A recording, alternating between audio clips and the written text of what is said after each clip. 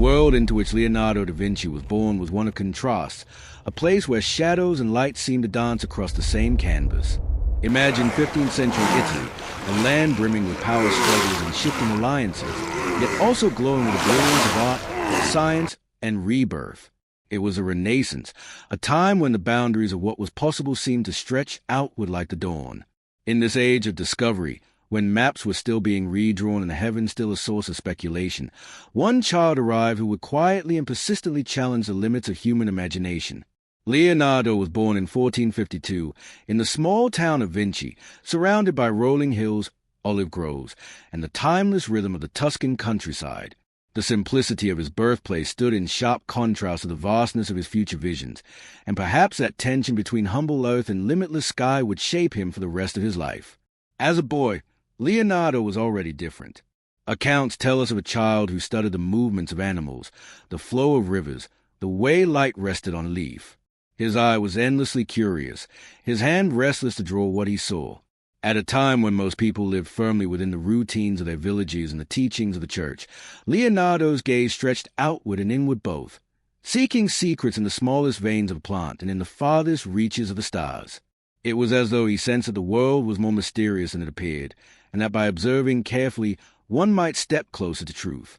Yet to understand Leonardo, one must also understand the contradictions of the Renaissance. This was a period when beauty flourished in the works of painters, architects, and poets, but it was also an era marked by violent conflict.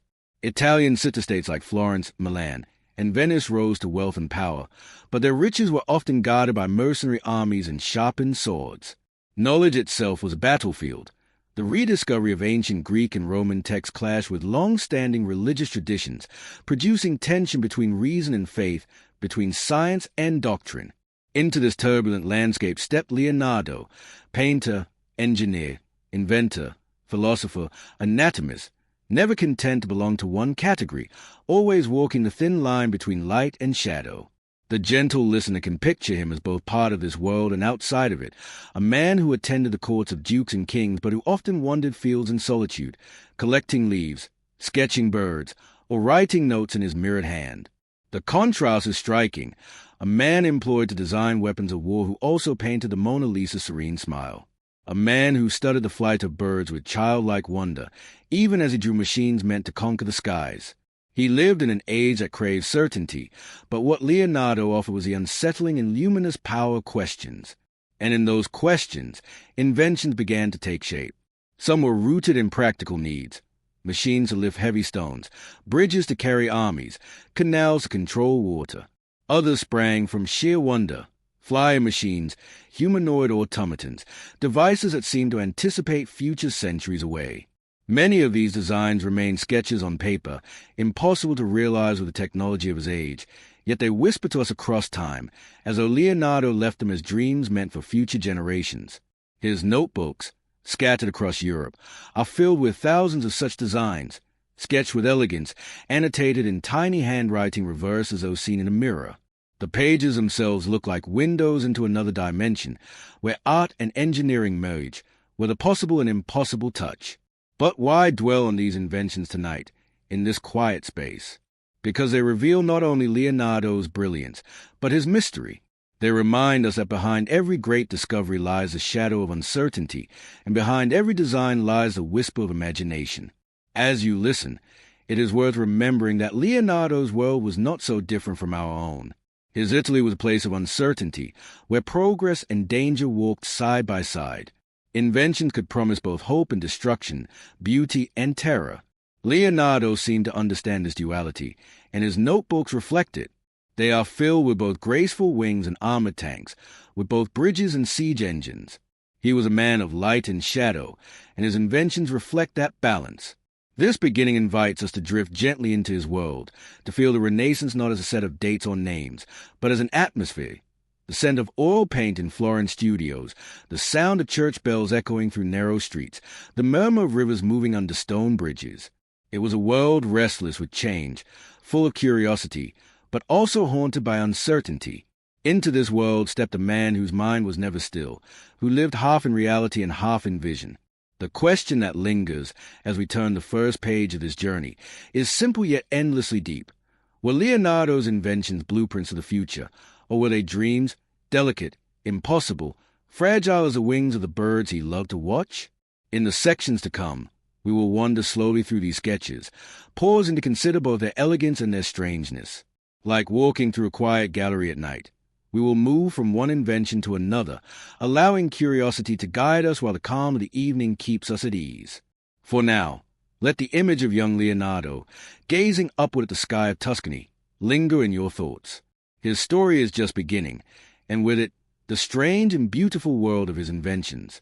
If Leonardo da Vinci's mind was a universe of endless questions, then his notebooks were the stars scattered across that sky, fragments of brilliance captured before they could drift away.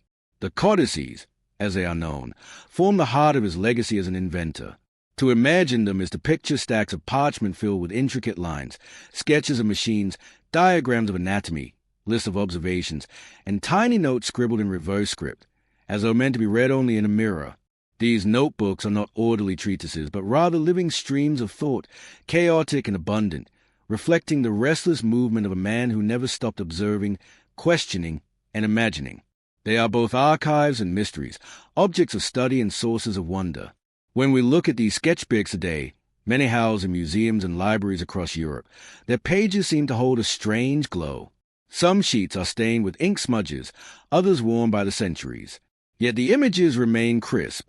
Bird with outstretched wings, machines coiled with gears, studies of muscles stretched taut beneath the skin. Each drawing feels alive, as though Leonardo's hand has only just left the page. There is a certain intimacy in these sketches. They were not created for patrons or public display, but for himself, for his own understanding. In their margins, we find not only invention but also curiosity unbound by expectation. The mirrored writing is itself a subject of mystery. Why did Leonardo write this way? Some suggest it was a way to keep his ideas private, perhaps to shield them from competitors or authorities. Others believe it was simply more natural for him, as a left-handed man, to write backward and avoid smudging the ink. Whatever the reason, the effect is undeniable. His words become encrypted, adding to the sense that the notebooks are coded messages from a distant mind. To hold one is to feel both included in and excluded from his world, as though standing on the threshold of understanding but never quite stepping fully inside. The notebooks cover nearly every subject imaginable. In one, we find plans of flying machines, delicate wings stretched like those of bats and birds. In another, war machines, massive crossbows, armored cars, and cannon that never fired in his lifetime. Elsewhere, we encounter maps, hydraulic systems, architectural visions, and strange contraptions with wheels and pulleys. Then, almost suddenly, a sketch of a human skull, the lines of its structure drawn with precision that could rival modern anatomy. The flow of topics is dizzying, yet for Leonardo it was natural. He did not see boundaries between disciplines. Art, science, engineering, and philosophy were not separate compartments, but threads woven together in one fabric. For the nighttime listener, there's a meditative rhythm to these notebooks. Imagine turning the pages slowly, the rustle of parchment under candlelight. On one sheet, the shadow of a bird in motion. On the next, the blueprint for a machine meant to capture that motion in wood and metal. Leonardo's mind leaps from the natural to the mechanical with ease, as though both were part of the same conversation. This interplay of observation and invention reveals his philosophy. To invent, one must first observe. To imagine, one must first see clearly. And yet, much about these sketches remains unresolved. Some designs are so advanced that they seem prophetic, concepts of helicopters, submarines, and robots drawn centuries before their realization. Were these meant as genuine proposals, or as thought experiments, sketches of dreams too fragile for reality? Scholars debate endlessly. Some argue that Leonardo never intended most of his inventions to be built, that they were exercises in imagination, flights of fancy recorded in ink. Others believe he envisioned practical futures, but lacked the materials or technology to bring them to life. Perhaps the truth lies in the tension between the two. His notebooks are both practical and poetic, both blueprints and dreams. Another curious aspect is their incompleteness. Many designs break off mid-thought. A gear system drawn without explanation, a note trailing off, a half-finished diagram. It is as though Leonardo's mind moved too quickly for the page to contain. These fragments can feel haunting, like whispers of ideas lost to time. The listener might imagine Leonardo pausing in mid-sketch, distracted by another thought, leaving behind only a trace of what might have been. His notebooks are filled with such traces, paths that lead somewhere but never arrive. These codices were not neatly bound in his lifetime, but scattered across different patrons and collectors after his death. Some were lost, others rediscovered centuries later. The Codex Atlanticus, perhaps the most famous, contains over 1,000 pages of his notes, preserved in Milan. The Codex Leicester, once owned by Thomas Coke and later acquired by Bill Gates, reveals Leonardo's fascination with water and the movement of rivers. Each codex holds a fragment of the larger mosaic, but none give us the whole. It is as though Leonardo's legacy was deliberately fractured, leaving us to piece together his vision like a puzzle with missing pieces. The effect of reading these notebooks today is both inspiring and humbling. We see in them a mind that refused to be limited, a thinker whose questions reach far beyond his time. But we also feel the mystery of what is absent, what pages may have been lost, what inventions never made it into ink, what dreams Leonardo carried silently. The sketchbooks are shadows and light. They illuminate his genius, but they also remind us of the vast unknown that surrounded him.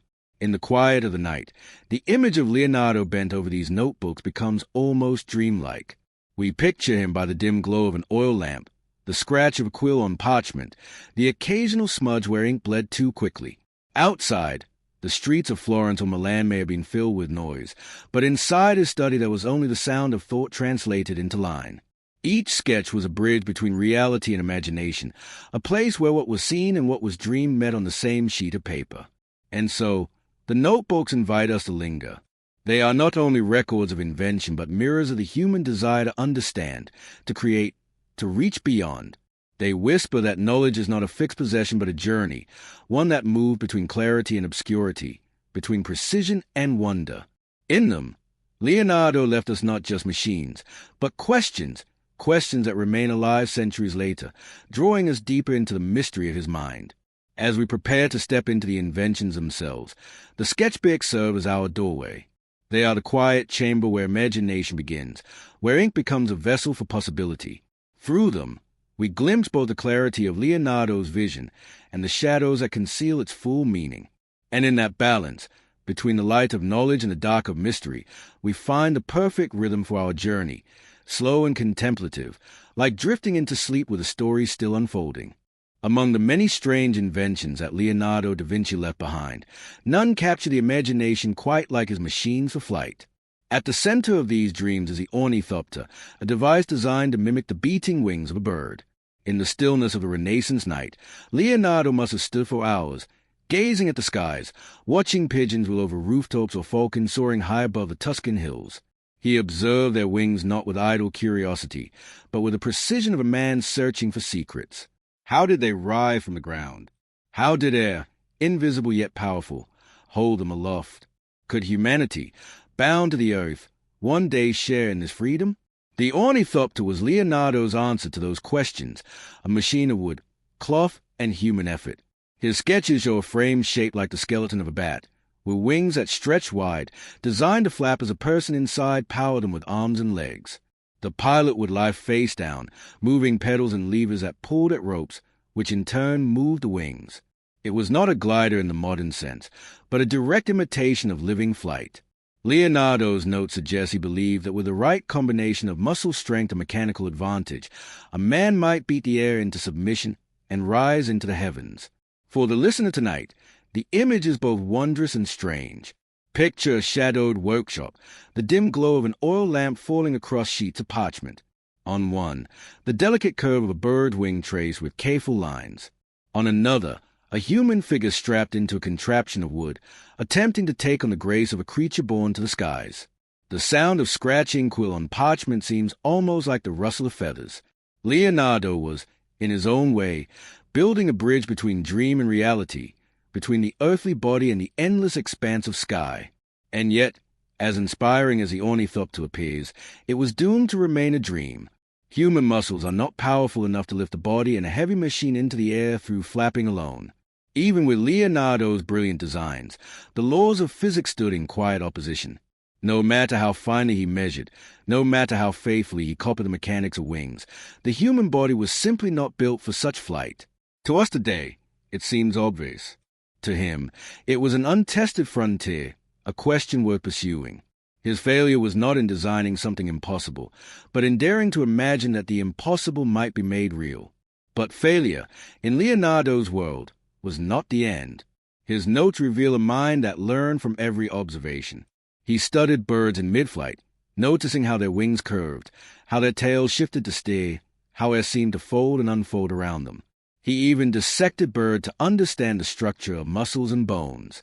For Leonardo, the ornithopter was not merely a machine but a study in nature's elegance. He believed that if humans could only unlock the secrets of natural flight, they too could soar. His drawings are filled with annotations, reflections, small corrections. They are not the confident blueprints of a finished invention, but the restless marks of a mind forever questioning. There is also a poetic side to these designs. The ornithopter, though impractical, stands as a symbol of humanity's longing to transcend limits. It is less a machine than a metaphor, the dream of leaving behind the heavy weight of the earth, of reaching towards something higher. Leonardo captured that dream in lines and curves, in ink that still speaks centuries later. When we see the sketch of the ornithopter, we are reminded of our own dreams of flight, of standing as children and watching birds with wonder, of feeling the wind and imagining what it might be like to rise upon it. And while Leonardo's ornithopter never flew, the vision within it would echo into the future. Centuries later, inventors would build gliders, hot air balloons, and eventually airplanes. Each step brought humanity closer to the sky, until the dream became reality. In some ways, Leonardo's drawings planted a seed, perhaps not in direct technical terms, but in imagination. He showed that the sky was not only the realm of birds and angels, but a frontier that humans could aspire to. For those drifting into sleep, the ornithopter invites a gentle reflection. Imagine lying back, closing your eyes, and feeling the rhythm of wings. Not the heavy effort of wood and rope, but the graceful sweep of air lifting you upward. You rise above Florence, its towers and streets shrinking below. The Arno River glimmers like silver in the moonlight. Hills roll into the distance, and above them, the stars. You are suspended between earth and sky, carried by a dream centuries in the making. In that quiet vision, Leonardo's impossible invention becomes possible, if only for a moment. What makes the ornithopter so captivating is not that it failed, but that it embodies a courage to dream beyond boundaries. Leonardo lived in a time when most people accepted the natural order without question. Birds flew, humans walked. But he asked, what if it were otherwise? That single question transformed him from an observer into an inventor, from a painter of wings to a designer of machines meant to mimic them. The ornithopter is a monument not to what he built, but to what he dared to imagine. As we leave this invention behind, the story drifts into a paradox. Leonardo's designs of flight reveal his most childlike wonder, but they also mark one of his greatest impossibilities. They stand on the threshold between science and dream, between the physical limits of his age and the boundless reach of imagination. In that tension lies the true beauty of the ornithopter, not as a machine of wood and cloth, but as an eternal symbol of the human desire to rise above. From here, our path will darken slightly as we turn from dreams of the sky to machines of war. Leonardo's mind, so attuned to the beauty of birds in flight, was also compelled to design devices of destruction. The contrast may feel jarring, but it was part of the man himself, light and shadow, wonder and fear, creation and devastation. And so, as gently as a page turns, we leave the fragile wings of the ornithopter and move toward the rolling shell of an armored car. From the delicate dream of wings, we now descend into the heavier world of gears, cannons, and iron. If the ornithopter was Leonardo da Vinci's most poetic invention, then the armored car stands as one of his most formidable. At first glance, it seems like a vision torn from centuries later, a rounded vehicle shaped like a turtle shell, bristling with weapons, capable of moving across a battlefield while protecting its crew inside. In the flickering light of Leonardo's workshop, the design must have looked both astonishing and unsettling, a reminder that the same hand which painted the serenity of the Mona Lisa could also imagine machines of destruction. The sketch itself shows a dome structure, broad at the base and narrowing toward the top. Around its circumference, small gun ports jut outward, giving the vehicle the power to fire in all directions. Inside, Leonardo envisioned a team of men turning cranks that connected to gears, which in turn moved the wheels. In theory, this human-powered engine would allow the armored car to roll forward across uneven ground, crushing obstacles in its path, while delivering cannon fire without exposing its operators to enemy attack. To the Renaissance eye, accustomed to open battlefields of soldiers on foot and horse, such a device would have been almost unimaginable. But as with many of Leonardo's designs, the armored car reveals a tension between possibility and impossibility. The gearing system he drew, if built exactly as sketched, would have locked the wheels against one another, making forward movement impossible. Some historians believe this was no accident. Leonardo may have deliberately introduced a flaw, ensuring that no one could misuse his design for real warfare. Others argue that it was simply an oversight, a small miscalculation in a mind juggling too many visions at once. Either way, the armored car never left the parchment. It remained an idea, preserved in ink, rather than a force unleashed on the battlefield. Yet the image itself carries power. Picture the armies of the late 15th century, knights in gleaming armor, cavalry charging across fields, infantry with pikes and bows. Into this scene, imagine a great rolling dome of wood and iron, advancing steadily while shot and arrow bounce harmlessly away. It is an image that feels both alien and prophetic. The modern tank, developed centuries later, seems to echo Leonardo's vision almost exactly. Was he peering into the distant future, or merely combining elements of his own time into a design that would prove prophetic by chance? The answer, like much in Leonardo's work, remains suspended between certainty and mystery. For the listener tonight, there is something haunting in this invention. Unlike the ornithopter, which symbolized a longing for freedom, the armored car embodied the weight of conflict. Leonardo was no stranger to the darker side of patronage. Much of his career was spent in service to powerful rulers. Ludovico Sforza in Milan, Cesare Borgia in Romagna, men who measured genius by its usefulness in war. Leonardo offered his skills in letters, boasting of siege engines, mortars, and weapons that could devastate enemies. Yet one cannot help but notice a strange pattern.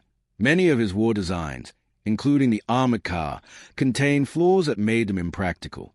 Was this his silent rebellion against violence? Did he sketch machines of destruction with one hand, while subtly ensuring they could never be built with the other? There is also the paradox of Leonardo's nature. He filled his notebooks with studies of peace and harmony, drawings of rivers, notes on ideal cities designed to prevent plague, sketches of plants unfolding in gentle spirals. At the same time, he produced visions of death-dealing machines, armored cars, and giant crossbows. These opposites did not seem to conflict in his mind. Perhaps he saw invention as neutral, neither good nor evil, its morality determined only by the hands that wielded it. Or perhaps he recognized the truth of his age, that survival, art, and science were all intertwined with the politics of war.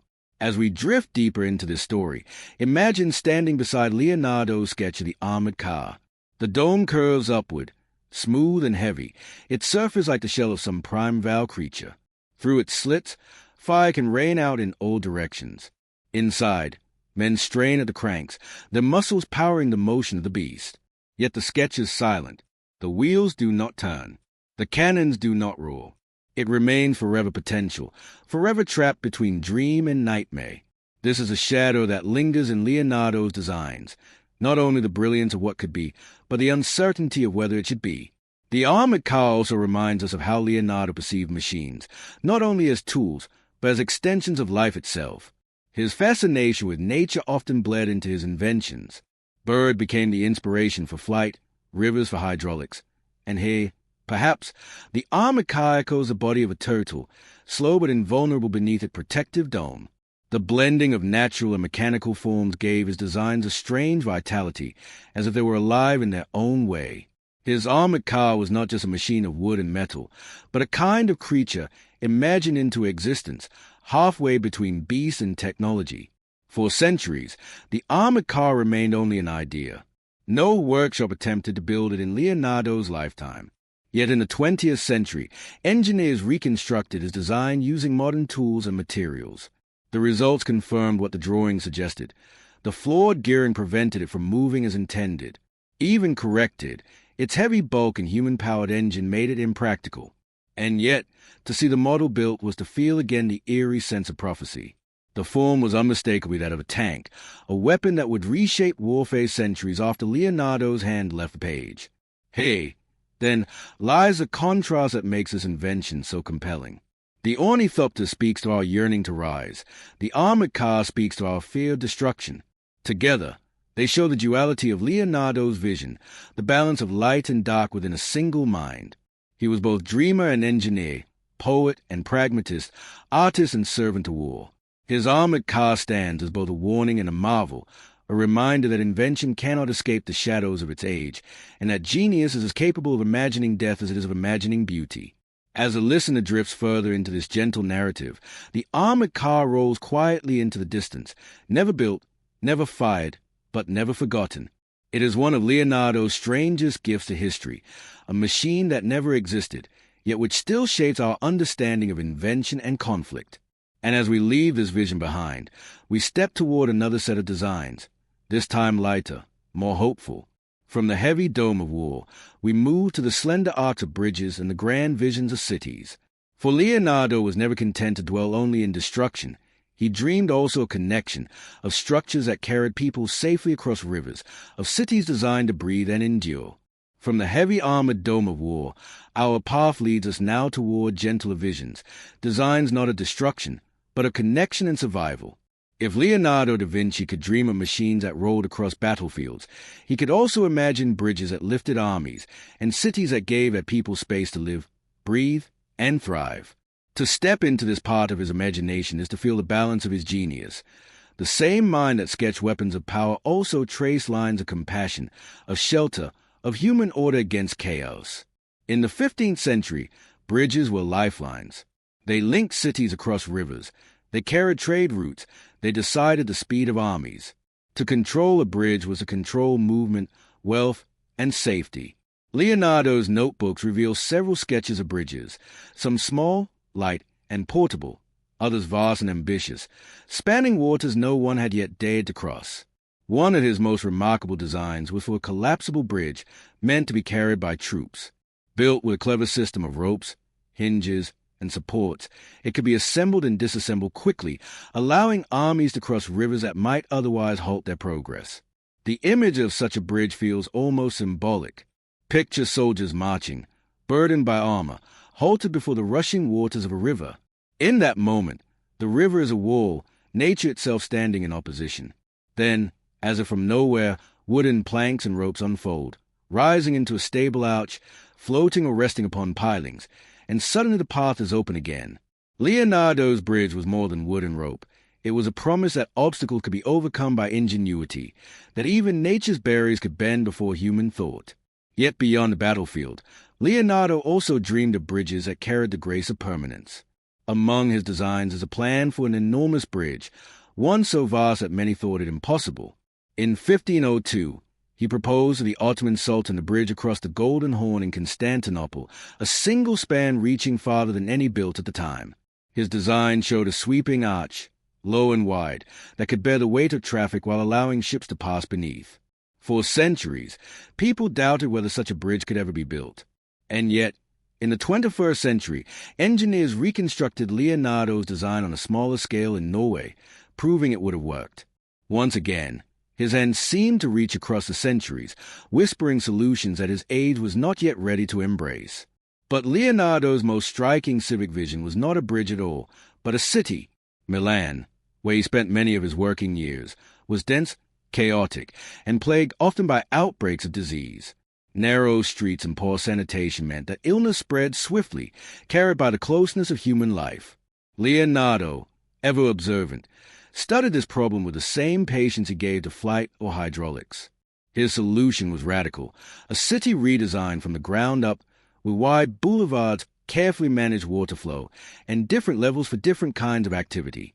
In his notes, he imagined a multi-level city where commerce and traffic would occur on the lowest streets, while residences and living spaces rose above, bathed in light and air. The canals, which already crisscrossed Milan, would be cleaned and expanded, serving both as transportation routes and as tools for sanitation. Waste would be carried away by water, preventing the stagnant filth that bred disease. Homes would be built with order and symmetry, the chaos of crowded alleys replaced with balance and clarity. He called it an ideal city, not just a place to live, but a design that preserved life itself. It is striking to realize how modern this vision feels. Today, urban planners speak of walkable streets, clean waterways, and separation of traffic for safety and health. Leonardo's city contained all these ideas, centuries before the vocabulary of public health even existed. His city breathed. It was designed not only for survival, but for comfort, beauty, and the dignity of those who live within its walls. And yet, like so many of his visions, it remained a dream. Milan did not rebuild itself in Leonardo's time.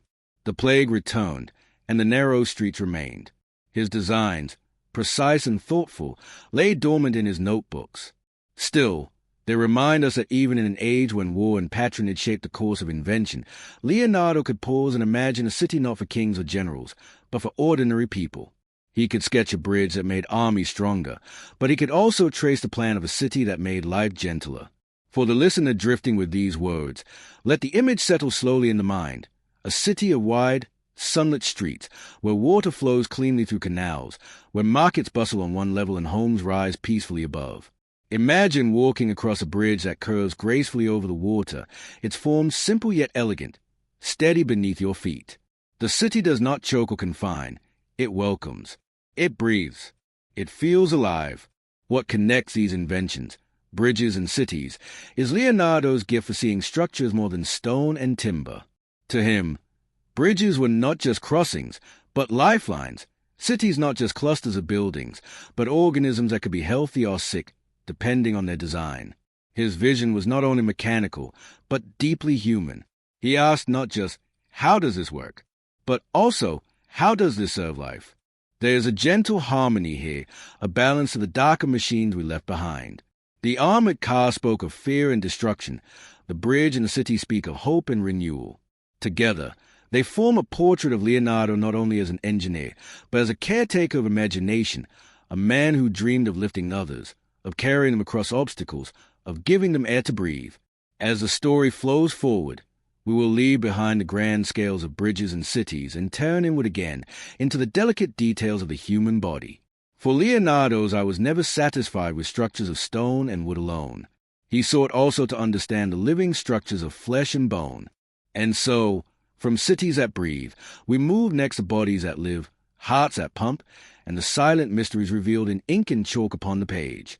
From bridges and cities, where wood and stone obeyed the laws of geometry, Leonardo's gaze turned inward into the fragile and mysterious temple of the human body.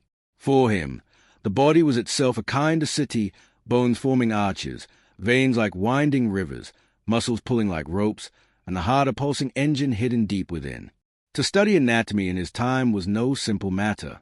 Religious restrictions and cultural taboos cast a long shadow over dissection, and yet Leonardo persisted, driven by an almost reverent curiosity. Where others saw taboo, he saw a gateway to understanding, a chance to witness the harmony between design and life itself. Imagine him, by candlelight, in the quiet chambers of a hospital or monastery, bent over the stillness of a human form.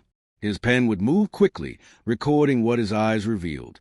He sketched muscles not as abstract lines, but as bundles of fibers, mapping their movements like ropes tightening and loosening across the skeleton's framework.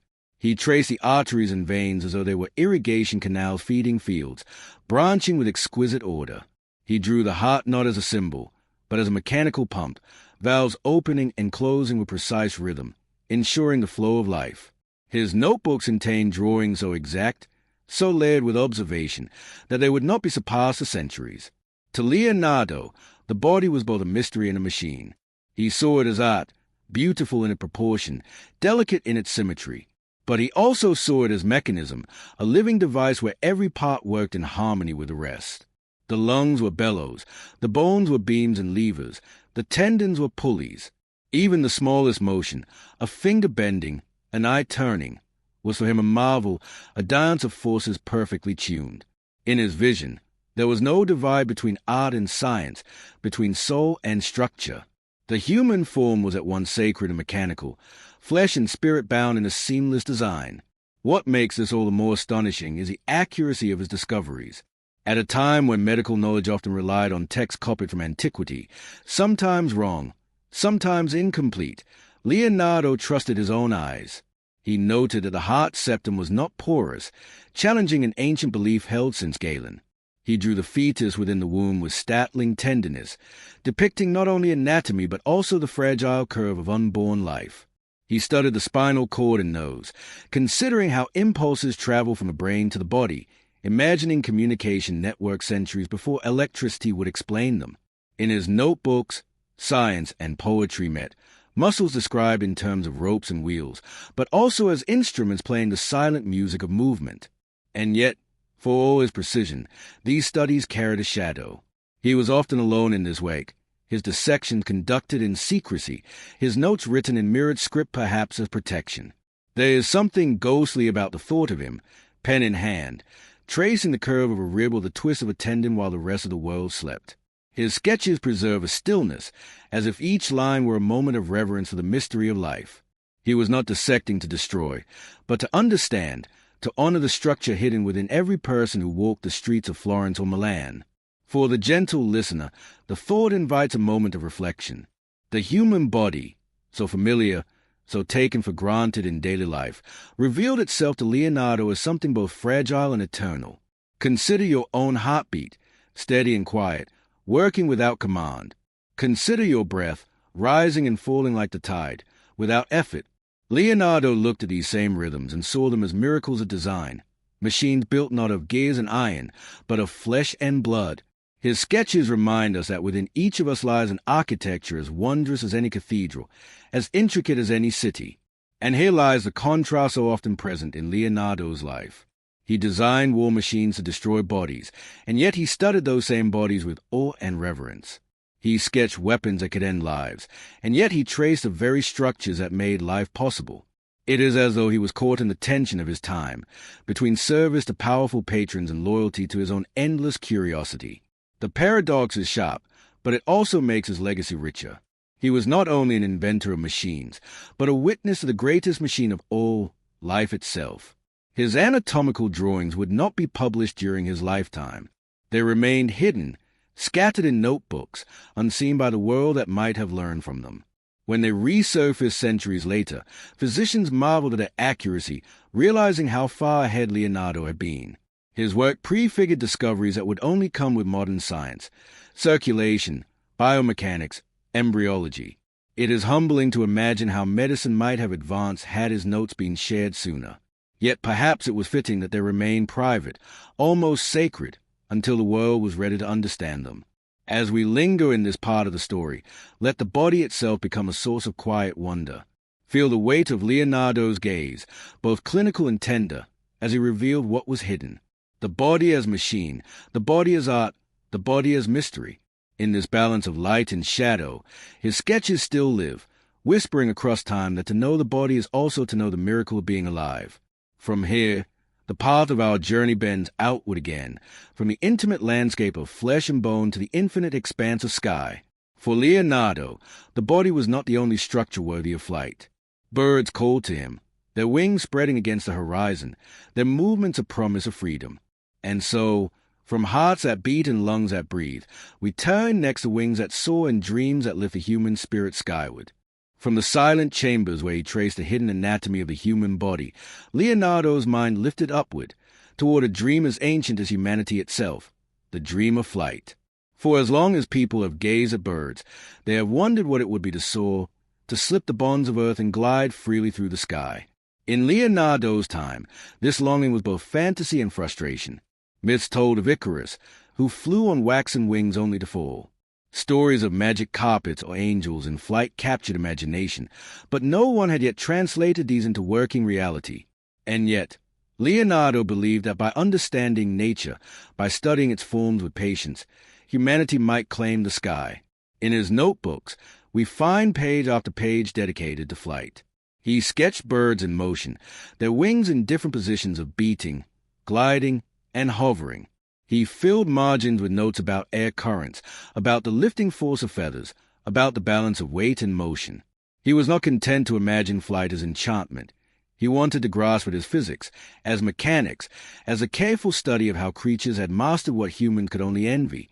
To Leonardo, the bird was not merely beautiful. It was a teacher, offering lessons written in the arc of its wings. Among his most famous designs is the ornithopter, a machine with great wings meant to flap like those of a bird. The sketches show a pilot lying face down, arms and legs connected to pulleys and levers that would move the wings. It is an image that feels both visionary and impractical, an attempt to mimic nature's design without the understanding of modern aerodynamics. And yet, there's poetry in it. Imagine the feeling of strapping into such a device, stretching the wings wide, and believing that with enough strength, enough precision, you might take flight. For Leonardo, even the dream itself was worth recording. He also studied gliders, devices with fixed wings that would catch the air like sails.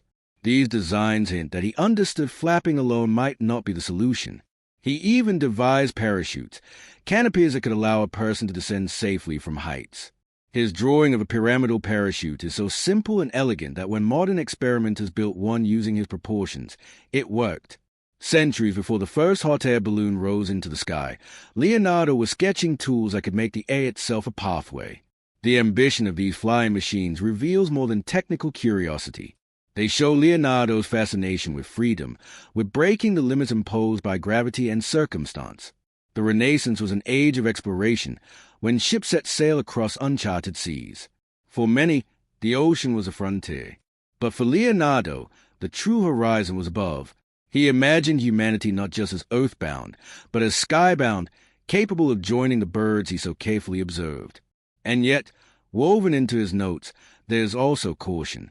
Leonardo recognized the danger of flight attempted without preparation. He wrote that one must study thoroughly, must learn from birds and from air itself, lest the dream turn deadly. His warnings echo the story of Icarus. Flight pursued recklessly could end in a fall. The balance between aspiration and humility is clear. The sky called to him, but he knew it demanded respect. For the gentle listener, it is easy to let these images drift across the mind. Picture Leonardo walking in the fields outside Florence, pausing to watch a hawk circle on rising currents of warm air.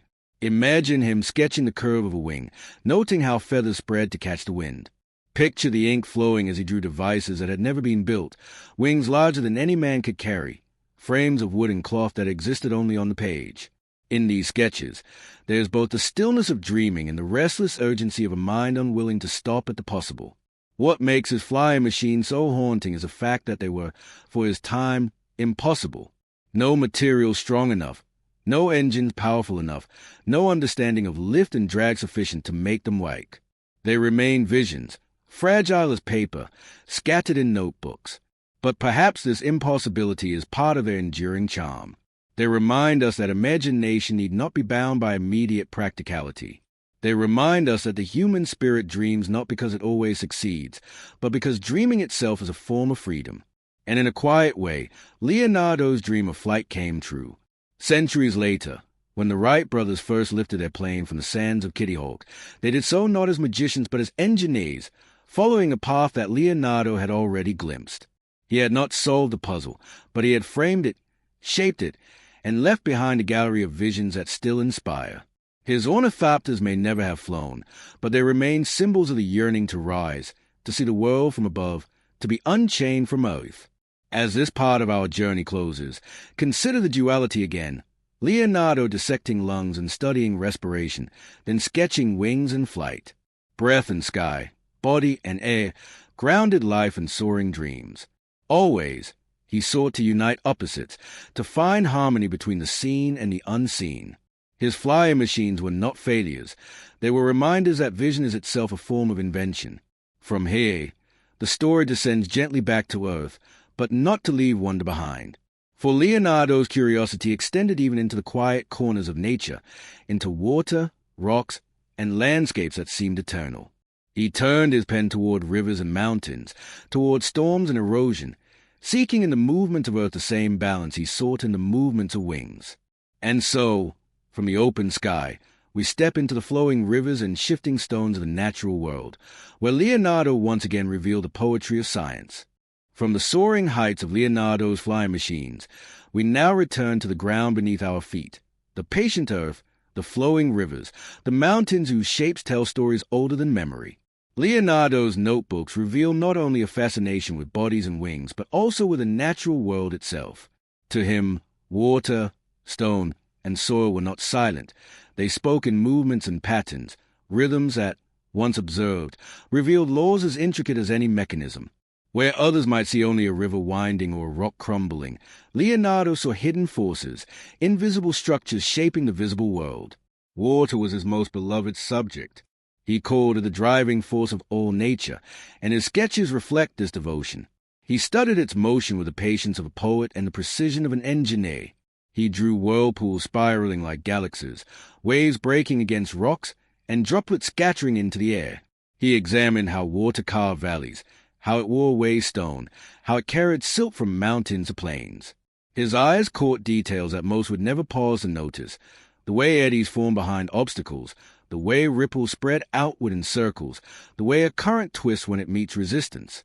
For Leonardo, water was not only useful, it was alive, restless, always moving between states of calm and violence. He imagined canals guided with precision, rivers tamed for irrigation, even hydraulic machines powered by flowing water. In Milan, he studied the city's canal system with an engineer's focus, suggesting improvements for transport and for cleanliness.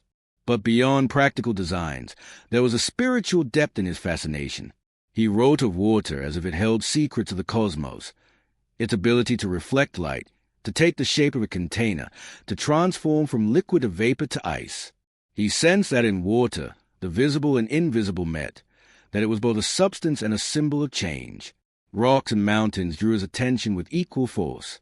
He climbed into the hills of Tuscany, sketchbook in hand, and studied cliffs, caves, and layers of stone. He realized that the lines within rocks told a story of time, of pressures and shifts hidden beneath the surface. Long before modern geology, he understood that seashells found on mountain tops meant that land had once been underwater. He sketched strata as though they were pages of history, recording the slow transformation of Earth itself. Where others saw immutable stone, Leonardo saw process, erosion, deposition, upheaval. He glimpsed what we now call deep time, the endless cycles of creation and decay that shaped landscapes over millennia. Storms fascinated him, too. His drawings of deluges and tempests are almost apocalyptic. Torrents of water crashing down mountainsides, wind whipping trees into spirals, whole landscapes dissolving under the fury of nature. These images might feel chaotic, but to Leonardo they revealed hidden order. He was searching for the geometry within turbulence, for the patterns that underlay even the wildest destruction. His pages of whirling water resemble galaxies, tornadoes, or even the twists of human hair, echoes of the same spiraling forms repeated across scales. He seemed to sense the unity of nature, how the shape of a river's eddy and the curl of a strand of hair obeyed the same rhythm. There is a meditative calm in realizing how far ahead his mind wandered. Today, science explains fractals, chaos theory, and the mathematics of turbulence. Leonardo, with no modern tools, glimpsed these truths by watching rivers flow and storms gather. His notebooks are filled with sketches where observation turns into poetry, the line of a river resembling the curve of a leaf, the spiral of smoke mirroring the spiral of water. He seemed to say that the world was woven of repeating patterns, and that to study one corner of nature was to touch the whole. For the listener drifting with these words, imagine sitting by a quiet stream, its surface rippling gently, sunlight flickering on the water. Imagine Leonardo at your side, sketching the flow, noting how the ripples spread and fade, how stones shift the current. Picture him lifting his gaze to the mountains, seeing in their ridges not permanence but transformation. To him, water and rock were not opposites but companions. Water wore away rock, and rock guided water's flow. Together, they shaped valleys, carved rivers, built the stage upon which life unfolded. And here again we meet Leonardo's gift for contrast. He designed machines of war, yet he also studied the gentlest ripple on a pond. He built visions of flight, yet he also traced the patient erosion of stone. His mind leapt between the immediate and the eternal, between human invention and natural law. This balance is what gives his work its timeless resonance. He did not only invent, he listened. He did not only design, he observed. His inventions may not all have flown or fought or built, but his insights into water and rock endure, as true now as when he first sketched them. His fascination with nature was not separate from his art. In his paintings, landscapes stretched beyond the figures, filled with winding rivers, jagged rocks, and hazy horizons. The backgrounds of the Mona Lisa or the Virgin of the Rocks are not decorative. They are studies infused with the same careful eye that filled his notebooks. His art and his science were not separate pursuits, but two ways of approaching the same mystery, the harmony of the world.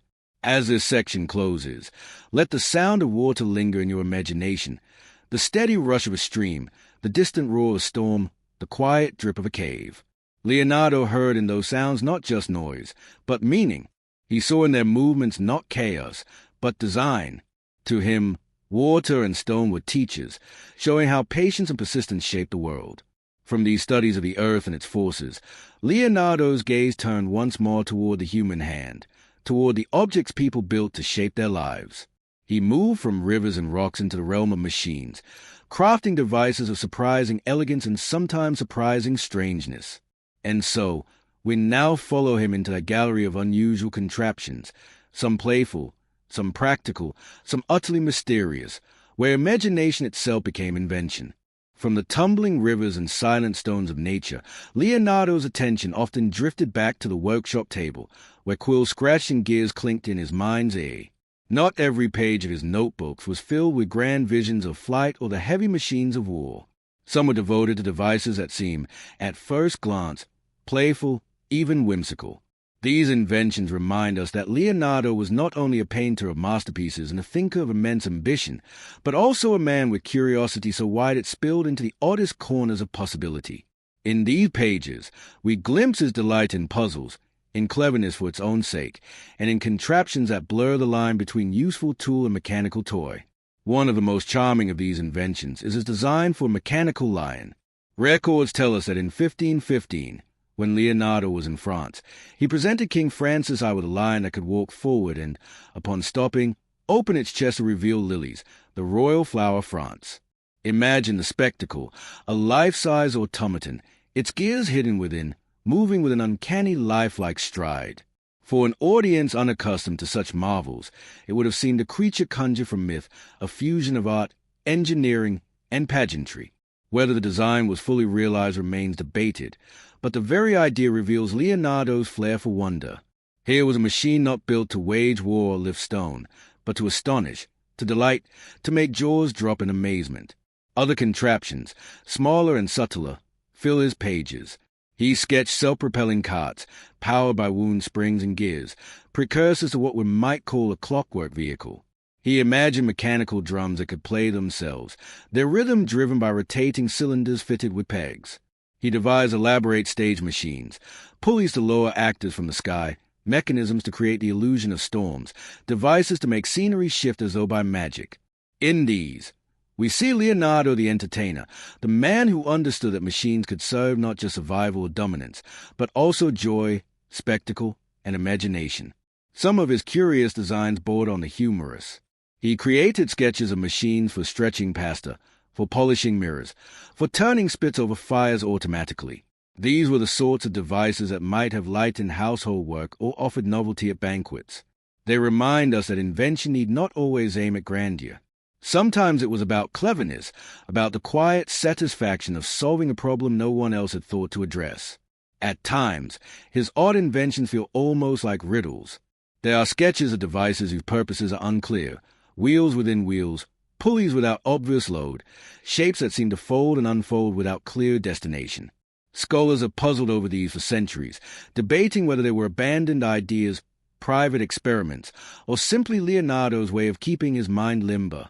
To us, they appear as fragments of dreams, the half-finished sentences of a restless imagination. What unites these contraptions is the sense of play within them. Leonardo, who could draw the mechanics of the heart with breathtaking accuracy, also allowed himself to dream of a machine that might walk like a lion or beat a drum without human hands. It is a reminder that curiosity does not always march in straight lines. It wonders, it plays, it invents for the sake of inventing. In these sketches, we see not just a master of proportion and perspective, but the boy from Vinci who once sketched birds in the fields, still alive in the man, still willing to tinker for wonder's sake. For the gentle listener, imagine opening one of his notebooks to find such a drawing. Not a weapon, not a flying machine, but a playful automaton or a clever household tool. Imagine Leonardo smiling faintly as he sketched, pleased by the elegance of a gale or the rhythm of a drumstick. These are the pages that breathe warmth into his legacy, showing that genius need not always be heavy or severe. Sometimes it dances. There's also something mysterious about these devices. Many were never built. Some may never have been intended to be. Were they practical plans? Or were they exercises of the mind, sketches meant only to test possibility? This ambiguity adds to their charm. They blur the line between reality and imagination, between invention and art, like dreams caught on paper. They invite us not to demand utility, but to marvel at creativity itself. And here again we find contrast. Leonardo, the designer of cannons and fortifications, was also Leonardo, the maker of mechanical lines and pasta machines. The duality is striking, but it is also deeply human. Genius rarely moves in one direction alone. It spirals, it leaps, it explores. In the odd contraptions, we glimpse the full breadth of his mind, a man who could hold both the weight of history and the lightness of play within the same hand. As his gallery of curiosities fades, we prepare to step into yet another side of his mind, the visions that push even further into mystery, into realms not merely playful but strange, almost fantastical. For Leonardo's imagination did not stop at lions and drums. It reached into territories where science blurred with dream, where the boundary between possible and impossible grew hazy. From the whimsical, we now drift into the strange, into machines and designs that seem less like tools and more like riddles left for us to ponder. Among the countless sketches that fill Leonardo's notebooks, there are some that stand apart not because of their utility, but because of their strangeness.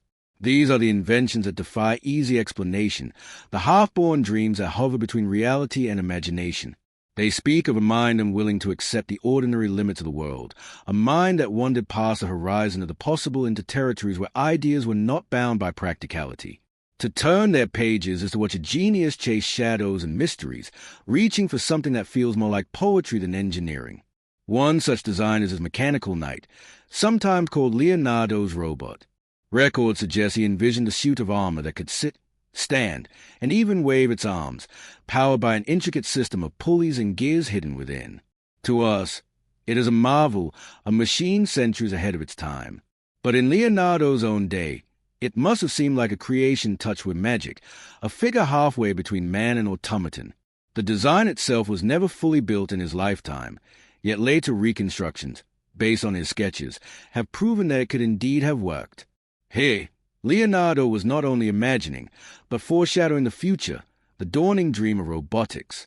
Other inventions drift further into the fantastical. He sketched machines to breathe underwater, with helmets connected to air tubes that would allow divers to remain hidden beneath the surface. He imagined entire underwater battle plans, with soldiers striking unseen from beneath the waves. To the Renaissance mind, the sea was still a realm of mystery, a place inhabited by legends and fays. Leonardo's diving suits belong as much to myth as to science, like the armor of a hero who walks the ocean floor. And yet, centuries later, the principle of his design would find echoes in the equipment of modern divers. Some of his inventions border on the surreal. There are drawings of perpetual motion machines, wheels that might turn endlessly without losing force, concepts we know today defy the laws of physics. Leonardo himself suspected this, writing in notes that perpetual motion is impossible. Yet he still sketched the wheels, still explored the puzzle, perhaps not out of belief but out of fascination. These designs are like philosophical riddles, diagrams of questions rather than solutions. They capture the restless curiosity of a mind unwilling to leave even impossibility unexamined. And then there are the flying ships of his imagination. Beyond the ornithopter and the helicopter-like aerial screw, Leonardo sketched visions of great winged machines that resemble creatures more than vehicles. Some spread their wings like bats, others stretch upward like strange sails. To look at them is to see not only engineering but dream, the human wish to leave Earth behind given a form both beautiful and bizarre. Most of these would never lift from the ground, but in their elegance lies a truth. Leonardo was not always trying to build machines for his own time. Sometimes he was sketching for the future, or perhaps for no one at all. What makes these inventions so haunting is their incompleteness. Many stop midline, half-finished diagrams with no explanation. They are fragments of thought caught in motion, dreams Leonardo perhaps never intended to finish. This incompleteness is part of their power. They invite us to imagine what he might have been thinking, to wonder whether he abandoned them because they were impossible, or whether he simply drifted onward to the next idea. There is also a sense of secrecy in these designs.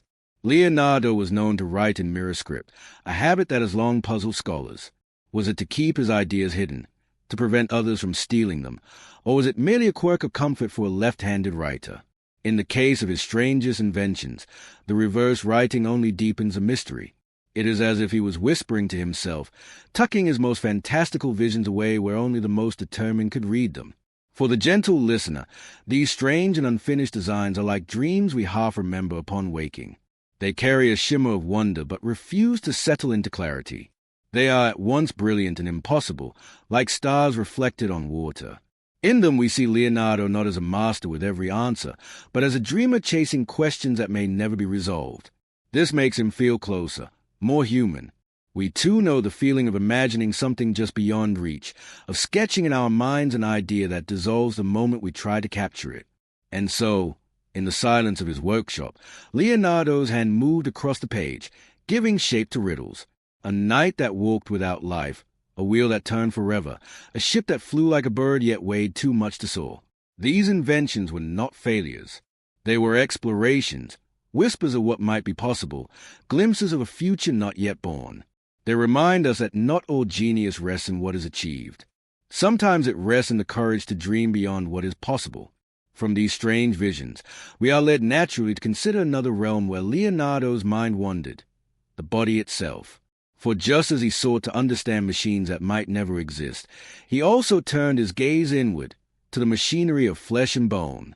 With pen and knife, he mapped the hidden world beneath the skin, and in doing so, revealed truth that would shape science for centuries.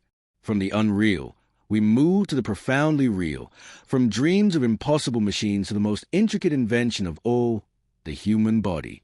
In the quiet of dimly lit chambers, away from the bright halls of courts and palaces, Leonardo da Vinci turned his mind to one of the deepest mysteries of all, the human body. For him, it was not enough to paint a face with lifelike grace or to sketch the muscles of a hand with astonishing precision. He wanted to see beneath the surface, to uncover the very machinery of life itself. To Leonardo, the body was the most intricate of all inventions, a perfect union of form and function, designed by nature with a mastery no human hand could rival. And yet, with his quill, he attempted to understand, to diagram, and in some sense, to recreate the miracle of flesh and bone. He began with simple observations, studying the way muscles stretched and contracted, how tendons pulled like ropes, how bones locked together like carefully carved joints of wood. His drawings of the human skeleton remain among the most beautiful images of anatomy ever produced, balancing precision with artistry. He drew skulls from multiple angles, cross-sections of vertebrae, and the hidden structures of the rib cage. These were not cold diagrams, but works of art infused with reverence for the elegance of nature's design. His eye saw not just the parts but their harmony, the way motion flowed through the body like music through an instrument. But Leonardo went further than mere observation. He carried out dissections, often in secrecy, working by candlelight with cadavers that others would have shunned. In an age when such work was both rare and controversial, he ventured into shadows that most avoided. With scalpel and ink, he peeled back layers, exploring not only the bones but the organs, the veins, the sinews. He drew the heart with astonishing detail, noting the spiral structure of its ventricles, a discovery only confirmed centuries later. He traced the branching rivers of arteries and veins, attempting to understand how blood moved through the body. Though he lacked the tools to fully grasp circulation, his observations brought him remarkably close to truths revealed only in later generations. His fascination with the body was not confined to its visible parts. He sketched the womb, studying the mystery of life before birth. He dissected animals to compare their organs with those of humans, searching for patterns that might reveal nature's underlying order. For Leonardo, the body was a machine of incomparable complexity, yet also a work of divine art. His notes often blur the line between science and poetry, describing the heart as the seat of the soul's vitality, the muscles as core to power, the bones as the scaffolding of life's architecture. The notebooks hold thousands of such drawings, arms stretched in motion, lips parted in speech, the delicate folds of lungs, the graceful curves of the spine. Yet most of these remain unseen in his lifetime. They were locked in his private pages, whispers of discoveries too far ahead for his age. It was only centuries later that scholars uncovered the magnitude of his anatomical work and realized how much he had anticipated modern science. And here lies one of the profound mysteries of Leonardo's legacy, how a man of the Renaissance, without microscopes or advanced instruments, could come so close to truths that would not be widely known until much later.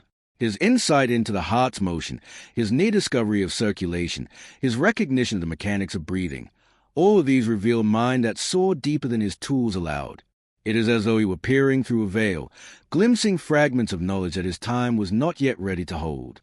Yet Leonardo's anatomy was never dry science. It was always infused with art. When he painted the twisting bodies of his figures, when he sculpted muscles in motion, the knowledge gleaned from his dissections came alive in brushstrokes and marble.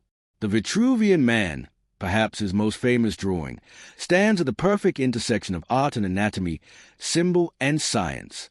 It shows not only the proportions of the human body, but also Leonardo's belief that man himself was a reflection of the cosmos, a harmony of geometry and life.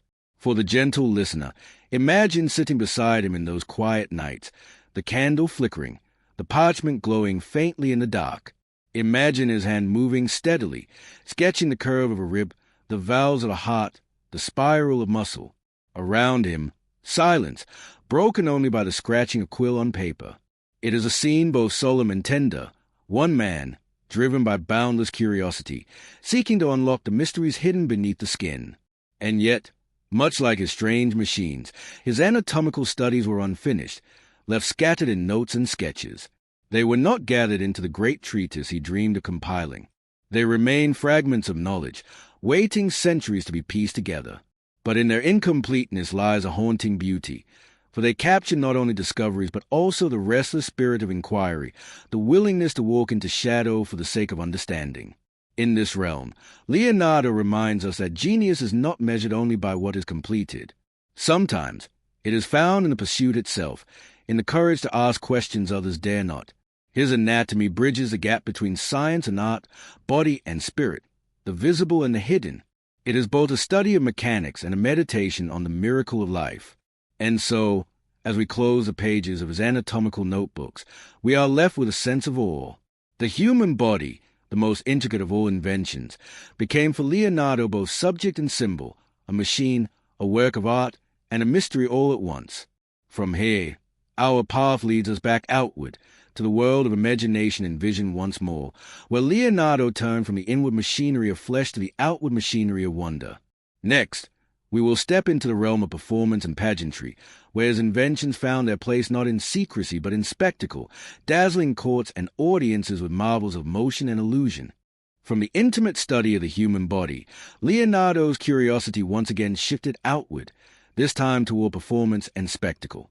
Beyond anatomy, flight, and the study of natural forces, he turned his mind to the delight of audiences, the enchantment of courtly pageantry, and the creation of moments that would make viewers gasp in astonishment.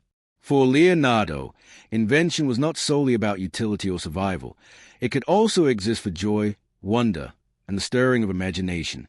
In these endeavors, his machines became storytellers, and their mechanisms whispered secrets to the eyes of those who watched. Leonardo's notebooks describe devices for theatrical effects, automata for pageants, and intricate mechanisms for the stage. He imagined entire scenes transformed by clever engineering, platforms that rose or rotated, hidden levers that made scenery shift like magic, and mechanical figures that appeared to move under their own power. For a Renaissance audience, these effects must have felt miraculous. Imagine a court assembled to witness a festival or ceremony, the air heavy with expectation. Suddenly, a figure emerges, moving with lifelike precision, as though a spirit had entered the hall. This is a world Leonardo conjured, where the invisible gears and pulleys of his mind became visible wonder in the eyes of others. One of his most remarkable contributions to spectacle was his design for mechanical lines, not just as curiosities but as part of elaborate pageantry. In France, under King Francis I, he presented a line that walked, paused, and revealed the royal emblem inside its chest. The illusion combined art, mechanics, and surprise, an engineered marvel that thrilled onlookers while demonstrating Leonardo's mastery of both aesthetic and technical skill. The machine, in a way, became a performer itself, taking the stage alongside dancers, musicians, and actors. Leonardo also devised self-operating machines for music. Clockwork drums, organs, and other instruments could play without human hands, creating rhythms that would accompany ceremonies or entertain guests. These devices reveal a mind attuned to the subtleties of timing, motion, and performance. They were not mere curiosities. They required precise calculation, a deep understanding of forces, and an intuition for how the audience would perceive movement and sound. In these machines, Leonardo's engineering served the higher purpose of creating emotion, delight, and awe. Stagecraft, too, benefited from his inventive mind. He envisioned moving scenery that transformed settings and moments, puppets that enacted stories, and hidden mechanisms that allowed scenes to change as if by magic. He could control perception through geometry, light, and motion, shaping the experience of spectators, so that wonder felt spontaneous even though it was meticulously designed. This intersection of imagination, mechanics, and human psychology is a hallmark of his work and performance, a reminder that invention need not be practical to be profound. Even in these playful creations, Leonardo applied the same attention to detail and observation that informed his scientific work. Just as he studied the movement of muscles or the flow of water, he studied motion on stage, how a pulley's rotation could create a lifelike walk, how a counterweight could simulate the rising and falling of scenery, how timing could enhance a prize. His experiments were often iterative, sketches evolving over time, mechanisms refined in thought before ever being built. He treated the stage as a laboratory, a space where art and engineering merged seamlessly. For the listener drifting with these words, imagine entering a grand hall in Renaissance Italy. The room is filled with music, light, and anticipation. Hidden beneath the floorboards, within walls, or behind tapestries, machines lie in wait.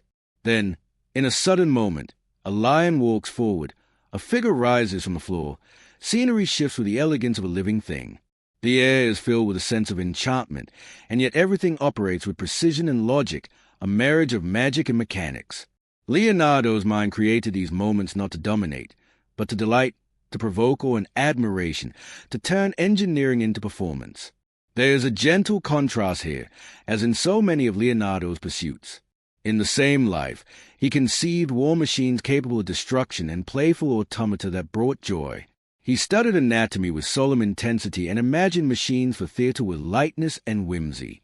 It is this duality that gives his work its richness, genius that can embrace both gravity and levity, function and fantasy, reality and dream.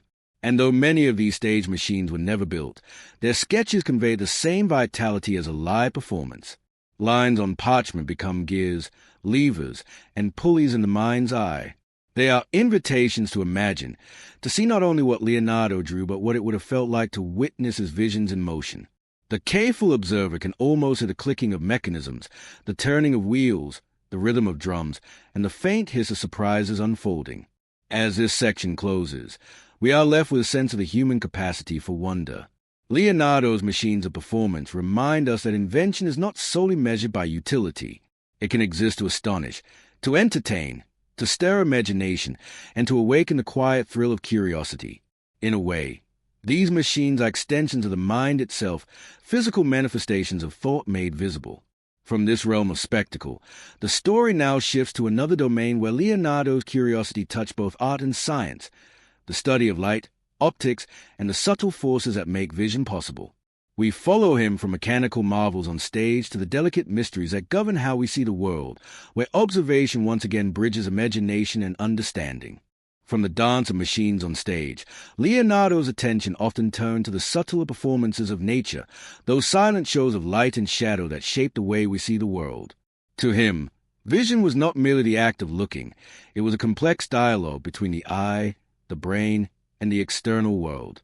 He was fascinated by how light traveled, how it reflected, refracted, and cast shadows, and how these effects could be harnessed both in art and in understanding nature.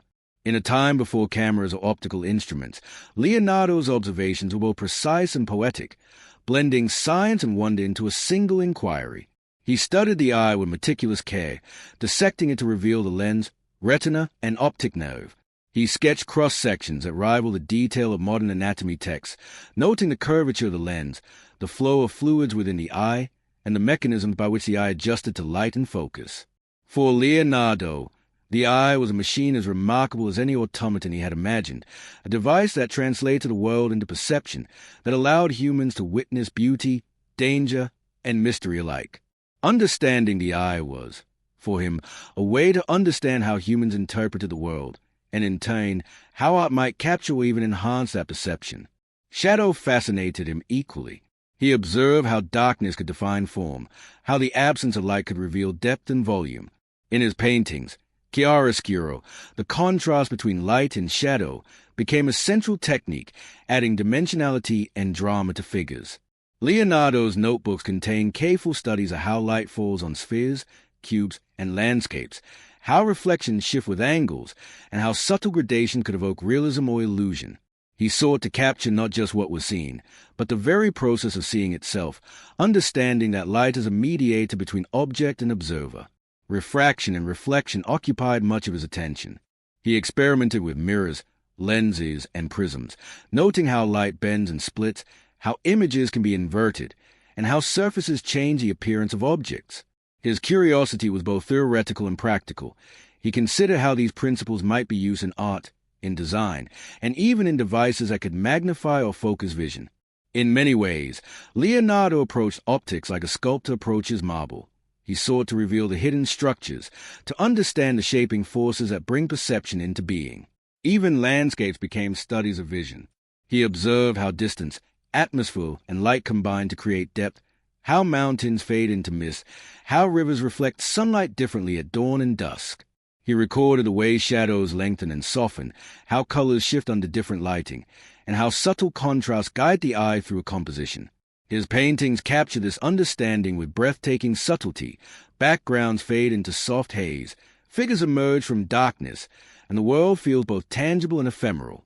For the gentle listener, imagine standing with Leonardo in a quiet field at sunset. The sun dips low, casting long shadows, turning grass into a sea of gold. He observes how the light softens the edges of a stone wall, how the shadow beneath a tree seems almost to hug the earth. He sketches in a small notebook, noting not only shapes but feelings, the interplay of brightness and darkness that creates a sense of depth and life. In his mind, art and science meet here, observing, recording, and interpreting the hidden rules that govern the play of light across the world. And here, as in all his pursuits, Leonardo bridges contrasts, the tangible and intangible, the mechanical and the ephemeral. Just as he built machines that astonished eyes, he studied vision itself to understand perception. Just as he explored the mechanics of flight or the structure of the body, he analyzed the delicate physics of light and shadow. His mind never rested. It moved effortlessly between scales and disciplines, always seeking patterns, always seeking truth. Even in his later years, Leonardo's fascination with optics continued to influence both his art and his engineering. He imagined devices that could project images, studies that prefigured principles of photography, and ways in which mirrors could manipulate light for effect. He seemed to understand that human experience is shaped not only by what exists but by how it is perceived, how reality is mediated through the senses and interpreted by the mind. The beauty of this pursuit lies in its subtlety. Unlike the spectacle of his stage machines or the dramatic ambition of flying devices, light and shadow operate quietly, often unnoticed, yet they define the world. Leonardo understood that the world's wonders are often hidden in the delicate interplay of forces, visible only to those who observe with patience and curiosity. In this way, his study of vision mirrors our own journey through his life, noticing details, tracing connections, and allowing even small phenomena to unfold into profound insight. As this chapter closes, we linger in the gentle hum of observation. Light flickers through leaves, shadows bend across hills, reflections shimmer on water. Leonardo reminds us that every glance is a study, every shadow a clue, every beam of light a path toward understanding. From these quiet insights, our story now moves toward reflection, considering the overarching legacy of a mind that bridged art and science, imagination and observation, the playful and the profound.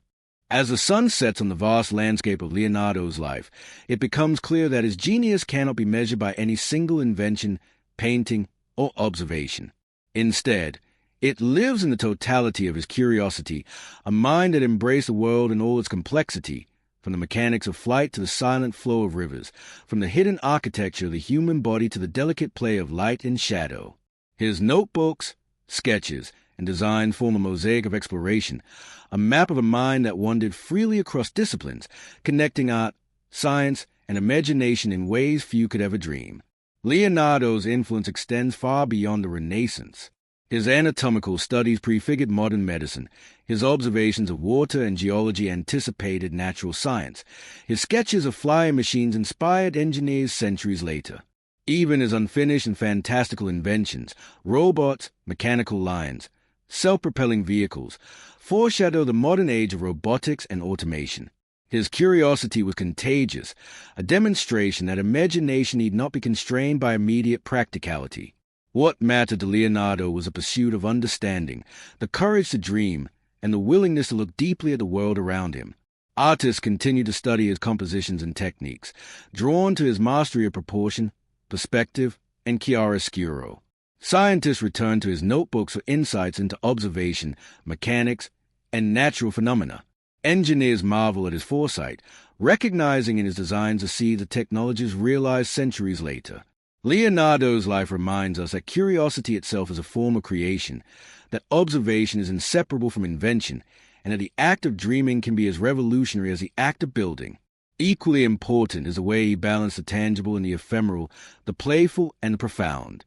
His life shows that genius is not only about results, but about wonder, the joy of noticing, questioning, and exploring. The mechanical lion that entertained kings, the flying machines that never left the page, the intricate sketches of anatomy, all testify to a mind that refused to settle for simplicity, that sought always to uncover hidden connections, to imagine worlds beyond the obvious. For the gentle listener, this legacy is more than historical fact. It is an invitation. Leonardo encourages us to observe more carefully, to question more deeply, to let our imaginations wander freely. Whether it is in sketching a leaf, watching the flow of a stream, marveling at the patterns of a bird's wing, or simply contemplating a shadow cast by the evening sun, his approach teaches that curiosity transforms perception. The world, like Leonardo's notebooks, is a landscape of possibility, waiting for attentive eyes and patient hearts. In reflecting on his life, one is struck by the contrasts that define it, the practical and the fantastical, the mechanical and the organic, the studied and the imagined. Leonardo's genius thrived in these spaces between extremes, where opposites meet and the mind can wander freely. He was a scientist who painted, an engineer who dreamed, an anatomist who appreciated poetry. His vision of the world was holistic, embracing complexity without fear, weaving together threads that others might have seen as disconnected. Even today, his legacy endures not only in art or science, but in the way we approach the unknown.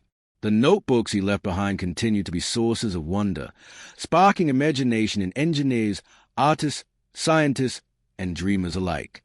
They remind us that the pursuit of knowledge is itself an adventure, that observing the world closely can reveal hidden beauty, and that daring to imagine the impossible can lead to discoveries beyond our time.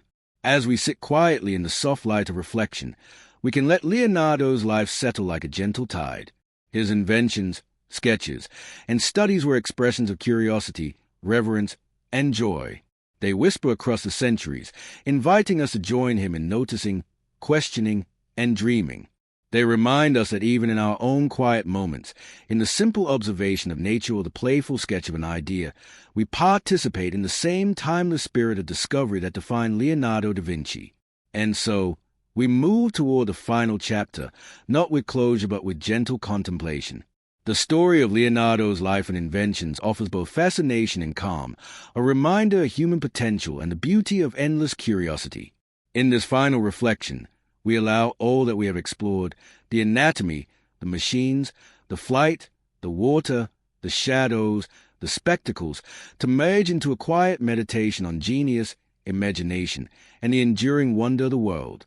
As our journey through Leonardo da Vinci's extraordinary mind comes to its gentle close, it is fitting to pause and simply drift through the landscape of his imagination, letting the echoes of his curiosity wash over us like a calm river.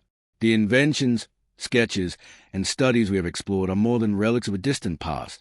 They are invitations to wonder, to observe, and to imagine. From the soaring flights of his ornithopters to the quiet flow of rivers he studied, from mechanical lines that delighted kings to the intimate lines of human anatomy, every page he left behind pulses with life, curiosity, and awe. In the stillness of this reflection, we sense the rhythm of Leonardo's mind, moving fluidly between opposites, the practical and the fantastical, the earthly and the celestial, the mechanical and the organic. He was a dreamer who sketched machines that might never be built, a scientist who measured the body with mathematical precision, an artist who captured the ephemeral dance of light and shadow. And yet, despite the vastness of his intellect, there is a warmth in his curiosity, a human tenderness that whispers through his drawings and writings. He invites us not just to admire, but to participate, to see the world with the same attentive wonder he brought to every observation. Imagine walking through the rooms of his studio, the flicker of candlelight casting gentle shadows across scattered sketches. Perhaps a mechanical line rests silently in a corner, still waiting to spring to life. Pages of anatomy lie nearby, tracing the silent harmony of muscles and bones. On another table, sketches of flying machines stretch across parchment, wings frozen in ink yet alive in imagination. Outside, rivers flow and mountains rise as they did centuries ago, quietly performing the natural rhythms that Leonardo so meticulously observed. In this space, time feels fluid. The past and present merge in a gentle meditation on curiosity and creativity. Leonardo's genius lies not only in what he accomplished, but in how he thought, relentlessly, tenderly, and without fear of exploring the unknown. Every invention, every observation, every sketch represents a bridge between what is and what might be. He reminds us that imagination is not separate from understanding, that the act of observing is itself a form of creation, and that even the smallest detail, a bird's wing, a droplet of water, a shifting shadow, can open a window into deeper truths. For the quiet listener, there is solace in this reflection. Leonardo's world moves at a gentle pace, one that does not demand immediate comprehension, but encourages patient attention. His flying machines, his automata, his studies of anatomy and light, they are all invitations to linger, to drift, and to let wonder take root in the mind. There is a calmness in knowing that curiosity can be endless, that a life dedicated to observing, imagining, and questioning can leave a legacy that continues to inspire centuries later. As we let our thoughts wander through Leonardo's visions, a pattern emerges. His mind sought connections. He observed the movements of rivers and the flapping of wings, the turning of gears and the beating of hearts, the arc of light across a landscape and the unfolding of human anatomy.